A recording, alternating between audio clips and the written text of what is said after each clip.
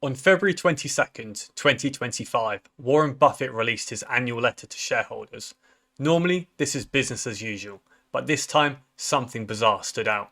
For the first time in Berkshire Hathaway's history, Buffett has been a net seller of stocks for 9 straight quarters. He's been sitting on over $334 billion in cash, the largest cash pile in history. Buffett doesn't normally issue warnings. He doesn't make doomsday predictions. He doesn't play the media hype game. But when Buffett builds cash like this, it's because he sees something on the horizon. And while he never names it outright, history shows us a pattern. In 1999, Buffett stockpiled cash before the dot-com crash. In 2006, he built up reserves ahead of the US housing crash. And in 2025, he's doing it all over again. The question is, could the UK housing market repeat the same fate of 2008? Buffett has a simple rule. Be fearful when others are greedy and greedy when others are fearful. And right now, the UK is showing every sign of greed turning to fear. For decades, the UK property has been seen as bulletproof. The classic dinner table saying, safe as houses. But Buffett's behaviour tells us the opposite.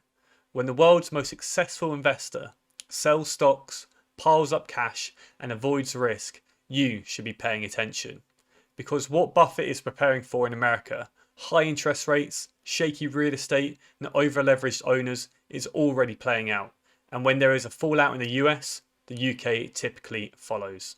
Let's see what Buffett has to say. The world is not going to adapt to you. You're going to have to adapt to the world. And you will see a period in the next, certainly in the next 20 years, you'll see a period that will be in what somebody in the market described one time as a hair curler compared to anything you've seen before. I mean, it just happens periodically. The world makes big mistakes, and surprises happen in dramatic ways. And the more sophisticated the system gets, the more the surprises can be out of right field. That's part of the stock market, and that's what makes it a good place to focus your efforts if you've got the proper temperament for it, and a terrible place to get involved if you get frightened by markets that decline and get excited when stock markets go up. I don't mean to sound particularly critical. I mean, I know people have emotions, but you got to check them at the door when you invest. Let's look at the UK housing picture. Mortgage approvals are at their lowest since 2008.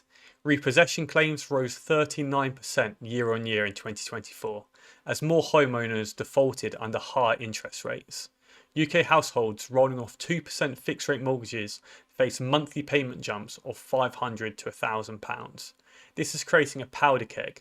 On one side, buyers locked out. On the other, landlords and homeowners under extreme stress. To really understand what might happen next, let's go back to 2006. Buffett was asked at his shareholder meeting about the housing market. He warned that speculation in real estate was reaching dangerous levels. He cited Miami condos as a perfect example. Inventory piling up, sales collapsing, and buyers ignoring the fundamentals. Within 12 months, the US housing market crashed, and Miami condo prices fell 50 to 80%. The financial crisis followed shortly after. Now compare that to today's UK market. London flats built in the last 10 years, oversupply in key areas of London, northern cities like Manchester and Liverpool with thousands of new build apartments flooding the market, and buy-to-let landlords facing Section 24 tax changes, EPC regulations and double mortgage costs. Just like the US in 2006, the UK has high-end investor-led properties at risk of collapsing first. Here's what makes housing different to stocks, as Buffett himself explains. With stocks, you see the value instantly. With property, sellers cling to yesterday's prices. They tell themselves, well, the house down the road sold for $400,000 6 months ago, so mine must be worth the same. But when transactions slow, when inventory builds, and when repossessions climb, the fall is only a matter of time. And that's exactly what's happening in Britain today. Rightmove reports 1 in 3 listings now undergoes a price reduction before selling. The average UK house price has been drifting down since late 2022, but the real story is the collapse in transactions. Volumes are at near record lows. Estate agents call it a silent crash. Prices look steady on the surface, but underneath, deals aren't happening, and sellers are panicking, and buyers are waiting.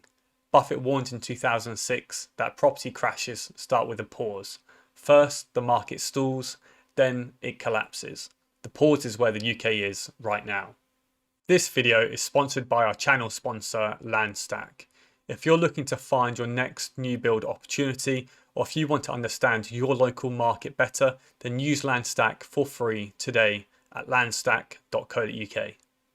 So who stands to lose? Well, the losers, over-leveraged property developers and buy-to-let landlords, and homeowners rolling off cheap 2% fixed-rate mortgages onto 5 to 6% mortgages. And the winners? Well, the cash-rich buyers who can move fast, the institutions and pension funds and corporate landlords ready to scoop up distressed housing opportunities, and developers with patient capital who can buy land and build while others retreat. And also don't forget the first-time home buyers who can buy a deal and finally get themselves onto the housing ladder. Buffett himself famously made billions in 2008 by deploying his cash when others were panicking. He knows that crashes don't destroy wealth, they simply transfer it. The UK housing market today looks eerily similar to the US before 2008. Transactions collapsing, inventory building, and over-leveraged owners under pressure. Cash quietly stockpiled by those who know better. Warren Buffett won't tell you directly what's coming, he never does, but his actions are always louder than his words. In the UK, the warning signs are flashing red. The only question is, will you be one of the people wiped out, or one of the people to make the most of the buying opportunity when the dust settles? So what's your views on Warren Buffett stacking cash? Do you think he's right, wrong, or simply early to the next financial crisis?